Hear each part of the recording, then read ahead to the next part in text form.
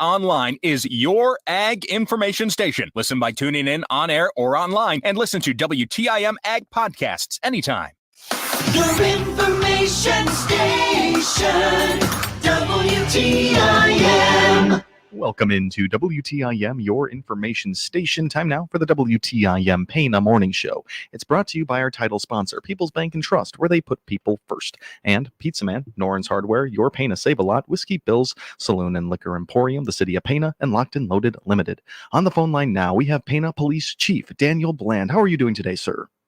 Doing good, Tim. How are you doing? I'm doing well, and it's so good to have you back on our airwaves here. And we're going to break down just a few things today. Just to get started with, very clean end of summer there. And in June and July and August, we had some great things to report there. But wanted to talk today about an increase in calls for service, an increase in activity as a whole, Chief Bland. What do you have to say for it? Yeah, it's been a busy, very busy last couple of months. I just, as of today, even it's fortunate to take time to participate in this program to inform the public, because we're running calls pretty hot the last couple of months compared to the first, part of the year where our calls were down. We were very happy with things, but it just, in a small community, it don't take much to sense what's going on. Your calls tick up, thefts, domestics, and it's all kind of correlated with we've seen an uptick in some different, more dangerous type of a drug coming into town, some fentanyl-laced meth and things, which is kind of complicated response, resources. It's been, we've been running hot the last couple of months, and you add that with just the staffing level that we deal with. We got 7 patrol guys, which there's 3 shifts per day, so you can calculate that. It don't take much for guys when they take off. They have families and whatnot. We run short staffed, which pulls me. I'm not going to allow my guys to respond to certain calls alone, which we do quite often. And so it's been a busy couple months, but we're doing fine. We see these influxes occasionally, but we assign resources to problematic areas. We pull resources in from the public, support, things of that nature, and we're under control. But it's been a busy couple months. Yeah, absolutely, and it's just good to know that overwhelmed is not the message right here. It's just saying that you are recognizing that there has been an uptick and just some more activity. I was going to ask you just specifics in crimes. Can you name a specific crime that you've been seeing an increase of, or is it just across the board? Well, it's more drug related. What we've seen the last couple of months, this uptick has resulted in just some different so-called players increase in drugs into our community, which then increases thefts, retail thefts, domestics, actually even mental health responses. We've seen an uptick. We might have, maybe 1 to 2 a month of a mental health response, where we had 2 to 3 a week over the last couple of months, where individuals are getting themselves involved in drug activity, and it seems the drug is being laced with unknown substances being, brought into our community and the region, and it's affecting them differently, and it's creating a chaos within the response, because it's a mental health response. It's volatile. It's dangerous to the individual. It's dangerous to officers. It's dangerous to the community, and we somehow got to control that individual for their own safety and ours. All of them this past couple of months resulting in a mental health intake, which then, it's usually leaked to an involuntary intake into the hospital, which put extreme burden on the hospitals, staffing there, trying to figure out how to deal with them, provide a service, yet it's dangerous or unpredictable. So, but it affects every call, from your thefts, domestics. We've had some vehicle thefts. Just a small community, it's easy to recognize and see it. But it all ties back. Unfortunately, when we get an uptick in drugs in our community, it affects crime, and that's why we target that area so aggressively, because it affects so many things. Yeah, the chain of events, the chain of organizations affected just by one crime category having an uptick there. That's we oftentimes have a hard time connecting those two pieces right there. But you just said it right there, with an uptick and an increase in a drug, and it sounds like right now kind of a bad drug. Of course, all drugs are bad, but this seems to be laced with something there. There's this. There are more effects going down the line there. It's just so unbelievable. But you're saying mental health. That's one of the big things been coming out of your mouth there. Mental health, because you're seeing these people on a call there. And when you're dealing with someone dealing with addiction and dealing with drugs, you'd have to take a different approach. Yes, for sure. I mean, it's a mental health crisis at the time. The individual, they can be extremely paranoid. They're seeing things, threatening things to them that society in general it's not happening, but to them it's real, which puts them at extreme stress, and it ramps up our options on how do we control, and yet providing some kind of a service, because this individual's suffering, and yet sometimes it leads to laws being broken to where there has to be accountability within the jails. How do they handle the intake of someone who's suffering with that type of a response? And so that's why it takes the entire system of law enforcement, recovery, the judicial system, which is what we've been doing for years, trying to sort out what's the right balance. Yeah. Got to have accountability, because if you don't have accountability, Tim, you're probably going to lose the majority of your recovery responses, because it takes that initial impact of you got to stop this cycle, and with that, and then the choice that individual makes, sometimes there's a different road they can go down, where there's the recovery aspect and mental health, but sometimes, unfortunately, it leads to incarceration. So that's the struggle we deal with. Yeah, it feels like so much of this lies with discretion. If you see a person struggling with addiction, maybe they're currently on drugs, they're breaking into a car, and the end goal is to, find resources, find money for more drugs. Now, you wouldn't label that person as a criminal at the time because they were doing something to support their habit. But at that point, I mean, do you prosecute for criminal, or is that a mental health issue when someone's really causing a physical crime like that? And that's the importance that the officer on scene, he's trying to assess so many things just in a matter of a few minutes of what he's dealing with. The threat level can go from 0 to 100 in 1 second. So they're worried about that, because we want to go home as well. We have families, and yet we understand their circumstances. So it is a very fine balance. And when you see officers making these decisions day after day after day, it's so impressive. And unfortunately, in small communities like, Pana and smaller, there's oftentimes when you're working alone and you're dealing with someone who needs to be controlled, or, for the safety of everyone. And it's a struggle. And that's where it pulls resources, including my own, where, I deal with the administrative, aspect internally, and training and records and bills and just management. But yet I'm out in the street more than half the time, because this demand is an extreme demand of, you've got to be on point, and you got to do it right every time. And that's what we're dealing with. Yeah. Also, while being under such scrutiny, as you mentioned at the very end, right there, is 7 officers total with Pana? That is, we have 7 patrol guys and myself, okay. And then we have 1 guy assigned to the Central Illinois Task Force, which just targets the drug activity, which is vital. And then we have a part-time officer. He works in the ordnance office as well, which is he's a valuable asset as well, just having bodies available. And yet, when you have family, and this time of year, a lot of guys, they like to take off and they like to hunt and vacation, or you name it. But that drains our manpower. So someone's going to step up, and we always do, and we have this time, and we're fine. But it's been a busy couple months. Yeah, officers are people too, and we have to keep that on our mind when we're talking like this. And do you reach a point, and is there a possibility where you think about adding another officer? Is that even in the cards? That's always contemplated during the budget review, and we're very expensive. Our department is expensive to our community, and this community always treats us well. So we always look for that way. We're looking for grants for SROs, out to school with those responsibilities, the new school out there on the campus. Yeah. But yes, we always consider that. But yeah, we also consider the taxpayers and the funding that's required to do that. Yep, absolutely. Chief Bland, about a minute left in this first segment. Wrap up words for just this increase in calls for service that we've been seeing as we kind of begin the school year here and leave summer. Yes, we definitely saw an uptick, but we've, as always, aggressively attacked it in ways that will restore back to normal activity.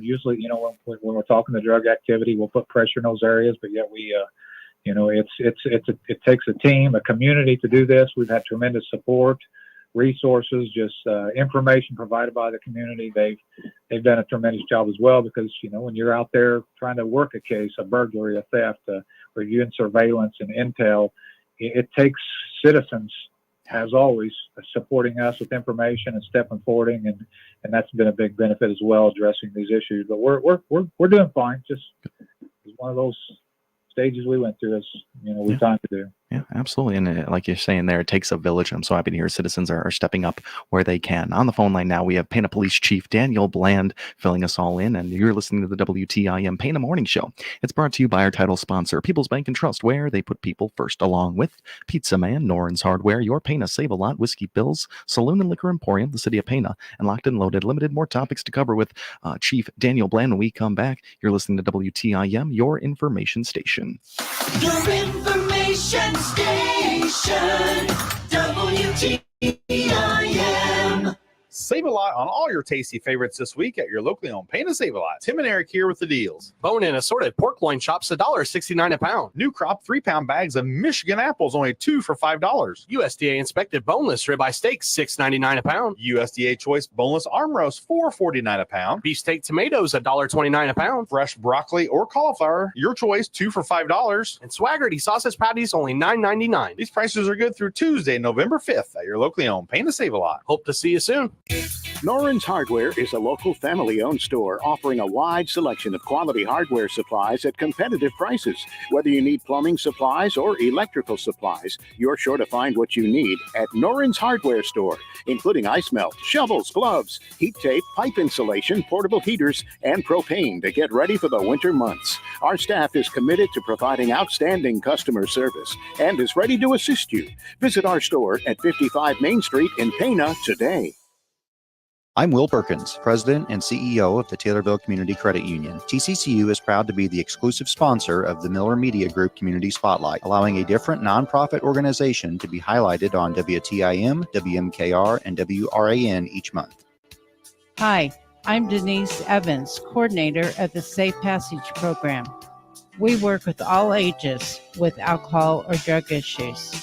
This program reduces crime, saves lives, and brings families back together. Call today.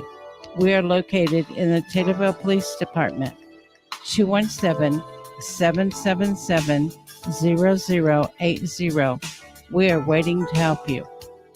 This is Cammie Payne, General Manager of the Miller Media Group. We, along with TCCU, are proud to bring you the Community Spotlight each month. TCCU is proud to be the exclusive sponsor of the Miller Media Group Community Spotlight. Come join us. You'll wonder why you waited. Member NCUA. Thank you for listening to this Miller Media Group radio station. We appreciate you making the choice to tune in to us. We want to remind you of some things to keep the attorneys happy. Our stations allow one winner per household in a 30-day period. Cash prizes are mailed to our winners within 30 days of winning. And as you've probably already guessed, portions of today's programming on this Miller Media Group radio station were pre-recorded and are mechanically or digitally reproduced. There. Now we've made the attorneys happy. Thanks again for listening to this Miller Media Group station. Pastor Brian Moore here from Locust Grove Church near Assumption. We are alive and so worth the drive. Find directions to our church and watch our video podcast by clicking our icon at TaylorvilleDailyNews.com. Agriculture is our largest industry. Your agriculture information station is WTIM, AM, FM, and online. Tune in or stream WTIM's over 8 hours a day of ag information featuring our local farm broadcaster to be in the know. Your information station, WTIM. And welcome back into the WTIM Pana Morning Show, brought to you by our title sponsor, People's Bank and Trust, where they put people first, and Landmark, along with Pizza Man, Noren's Hardware, Your Pana Save a Lot, Whiskey Bills, Saloon and Liquor Emporium, the City of Pana, and Locked and Loaded Limited. Our live stream sponsors are People's Bank and Trust and Landmark of Taylorville, where you always do better with Landmark. On the phone line, Pana Police Chief Daniel Bland. In that first half, we talked about an increase in calls are coming in hot as we left summer and into these late months in 2024. Now the answer, the solution to some of these problems here, Chief Bland. You guys have been taking some really great routes. Yeah, we definitely had to ramp up some changes, but first we just aggressively go after problem areas, problem houses, issues where we're seeing an uptick in crime and theft and suspicious activity, and just areas where the quality of life has been impacted by poor choices and lifestyle. We attack that area. Naturally, during the responses and day-to-day operations. We're looking for long-term answers and solutions, and the Safe Passage program over the last several months has had a very busy time. Stacy Schallenberger with Jesus Loves You Ministry, she also coordinates our Safe Passage program. She had more than, I believe, 15 intakes of individuals who reached out, or she transported. Some of them, even when we're short-staffed with that, worked with Taylorville Safe Passage a few months back on some intakes. So that area of resource was super busy, but yet it provides an option to break that cycle. Naturally, the education aspect, which is more of a long-term, but yet even each school year we meet out with all the schools from junior high school, grade levels, talking about, being smart and choices and just a crime prevention situation there, because kids with phones and they make bad choices at times and sharing things they shouldn't be sharing and all that. So that we educate our kids, our public, to try to prevent crime, and then more crime prevention tips just for the community as far as when it gets dark earlier, leave your lights on, your surveillance cameras, things of that nature. So the entire package we go through to try to attack problem areas and improve quality of life, and that's what we've done. Calls are balanced out again, but there's many avenues that we take to improve and address concerning issues that we went through over the last couple of months. Yeah, and finding these long-term solutions, as you said, right there. So happy that Safe Passage has spread to Pana, and 15 intakes. That's a great number right there. Is there a different mindset for officers, or even for you, Chief Bland, where you are maybe arresting someone dealing with addiction? You have it in the back of your mind that we have really great program that'll get you on the right track. Yes, ultimately that's the goal of all of us, because when someone is living a healthy lifestyle and making better choices, and that they stay out of the judicial system and they eliminate contacts with law enforcement. So we understand that, but yet in the middle of the situation, it's sometimes hard to see from both ends, because we're trying to protect the victim. We never want to forget about the victim of crimes and thefts and domestics. So there are victims of crime, but yet there's also that individual. He's a victim of circumstances as well, but yet, there's, when laws are broken, there's got to be accountability. But we see progress in those areas. Naturally, we would love to see 100%, response and success rate, not there. But yet if we can get even 25%, is that 25% of the people that are having a better life, restored families, their kids, everything's been affected in a better way. So we always look at that avenue, but we need the courts and support, the state's attorney support, community support, volunteer support. It's a vast array of resources that pulls in to make that better. Yeah, and through your eyes, and maybe even statistically, is this rehabilitation going to do better things when we're talking about reoffending? It does. I mean, it's naturally during the process of trying to get someone in to help. Many times they don't make that choice on their own, even though they want to. They just they can't, physically can't, just with the addiction struggles. So we have to use that leverage of the law enforcement judicial system to hold some accountability. Sometimes it takes a temporary detention time to sober up and realize where they're at, what their options are. But there are times when we see, it's not uncommon to see individuals we see where they're, trying to abuse the system of just getting out of jail, to go into recovery, then they leave recovery and back into the system. But yet it's not a perfect system. If they don't get the chance, then they're never going to get a chance to recover. But yet searching for that balance is crucial for everyone. Absolutely. Chief Bland, I have really appreciated this conversation today. We got about 90 seconds left. Want to see if there are any more topics you want to throw out there to the people. I know Pana's got a winning football team over there at the high school, or any type of other general stuff you'd want the people to know out there. Yes, it's been an active community with great events. Had the Heritage Day events, Fall Festival, the football games. We had a home game last week, a big home game against Van Day. This weekend, we had Halloween. The tailgate events were just incredible, and a lot of good things going on in our community. But that also that's a responsibility on our behalf to make sure we're safe and the quality of life for our community is good. And that's the goal of our agencies, to work with our community to make it better. Yeah, without a doubt, Chief Bland, I appreciate you so much for your time today, and I look forward to speaking next time. You betcha. Talk soon, Jim. Absolutely. That's Pana Police Chief Daniel Bland on the phone line on this WTIM Pana Morning Show. It's brought to you by our title sponsor, People's Bank and Trust, where they put people first, along with Pizza Man, Noren's Hardware, Your Pana Save-A-Lot, Whiskey Bills, Saloon and Liquor Emporium, the City of Pana, and Locked and Loaded Limited. You've been listening to WTIM, your information station. Your information station, WTIM. With SRN News, I'm Rich Thomason. From coast to coast, the polls are open on this election day. The marquee